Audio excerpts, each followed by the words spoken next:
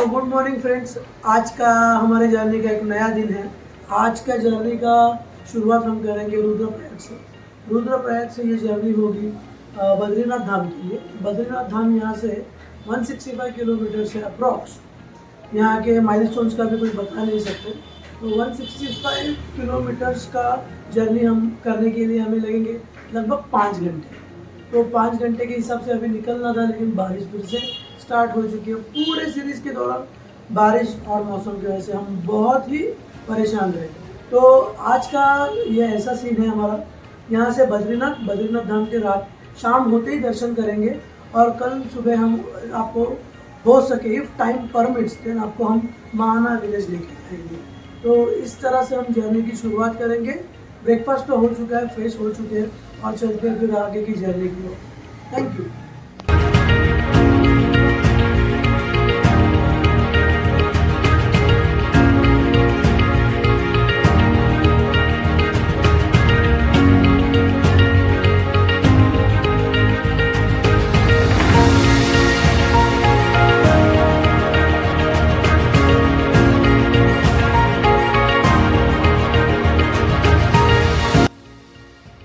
दोस्तों, इंट्रो में जैसे मैंने बताया कि हम हमारी जर्नी की शुरुआत रुद्रप्रयाग से करने वाले हैं, तो रुद्रप्रयाग का संगम देखना ही बनता था। तो हमने पहले रुद्रप्रयाग संगम की और हमारी जर्नी की शुरुआत की। रुद्रप्रयाग यह ऐसा संगम है जहाँ पे केदारनाथ से आने वाली मंदाकिनी नदी और अलकनंदा नदी का मिलन होता है और इस मिलन को रुद्रप्रयाग कहा जाता है।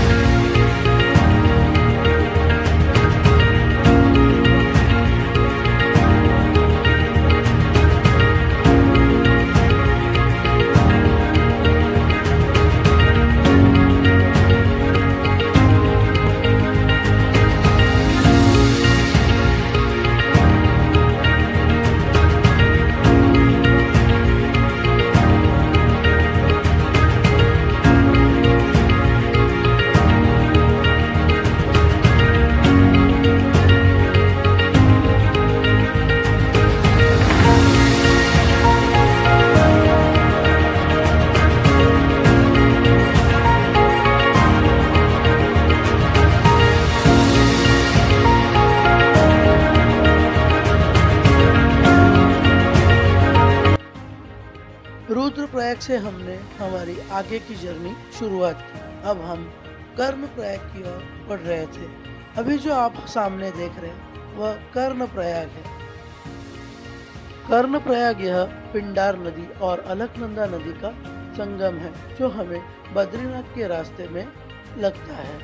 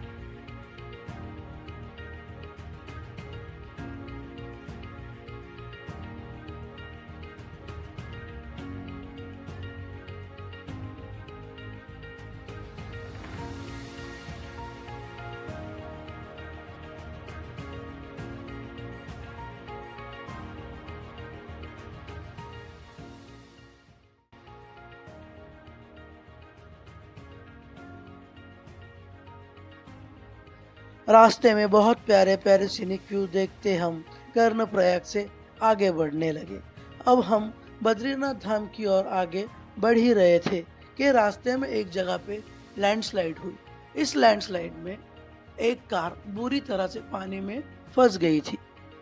इस कार को बाहर निकालने के लिए बीआरओ के जवान और पुलिस ऑफिसर्स की मशक्कत चालू थी और अगले 20 या 15 मिनट में वह कार उस पानी में से निकल गई और हमने हमारा आगे की जर्नी शुरुआत की।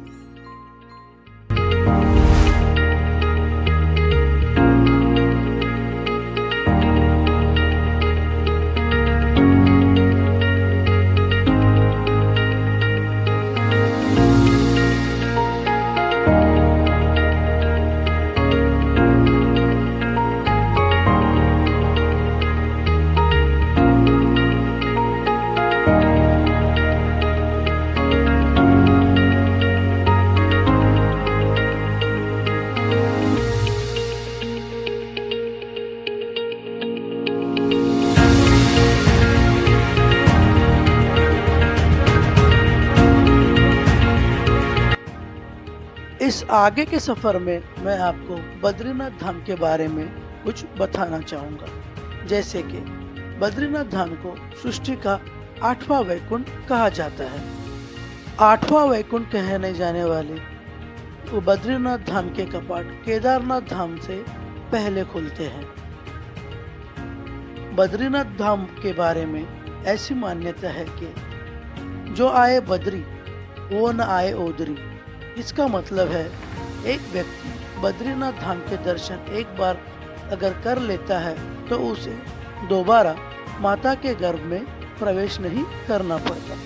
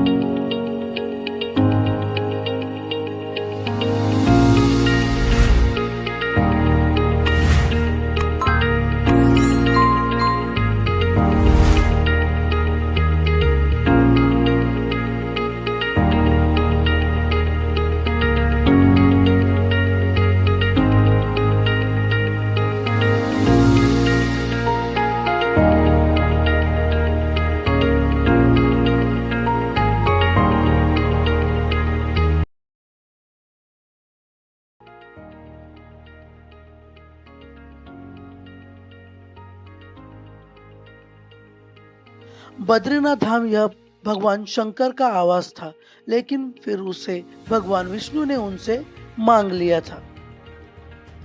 बद्रीनाथ धाम जिस दो पर्वत के बीच में स्थापित है उन्हें नर नारायण पर्वत कहा जाता है। जैसे कि पिछले वीडियो में हमने बताया था कि केदारनाथ धाम के और बद्रीनाथ धाम के कपाट बंद होते ही जो दिया अंदर जलाया जाता है वह दिया 6 महीने तक ऐसे ही जलते रहता है। बद्रीनाथ धाम के सभी पुजारी शंकराचार्य के वंशज होते हैं।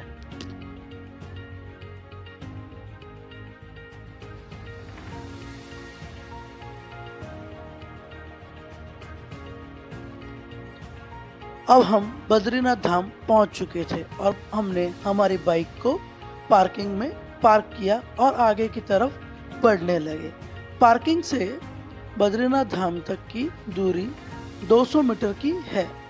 इस 200 मीटर में एक प्यारी सी मार्केट है और आगे बढ़ के अलकनंदा नदी पर बना हुआ पुल पार करके सामने ही बद्रीनाथ धाम के हमें दर्शन होते हैं।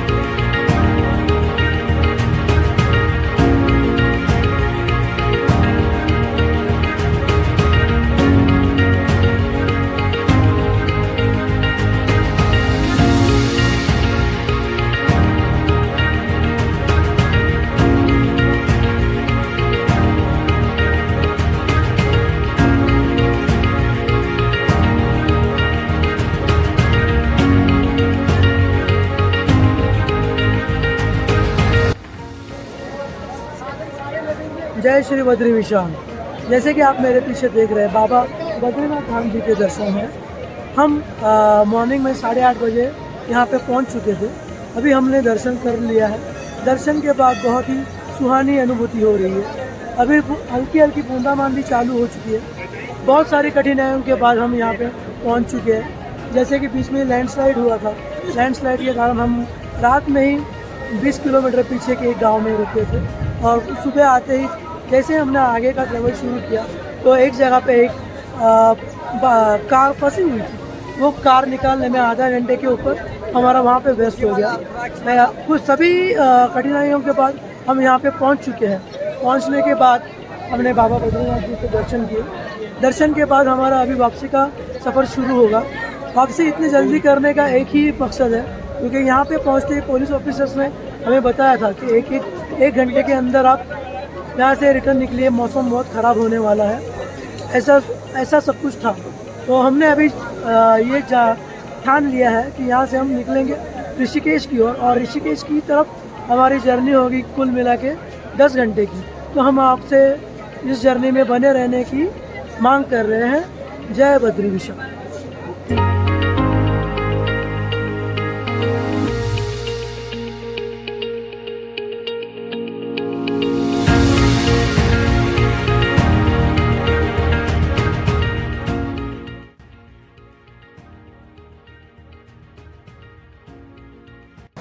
Good morning guys.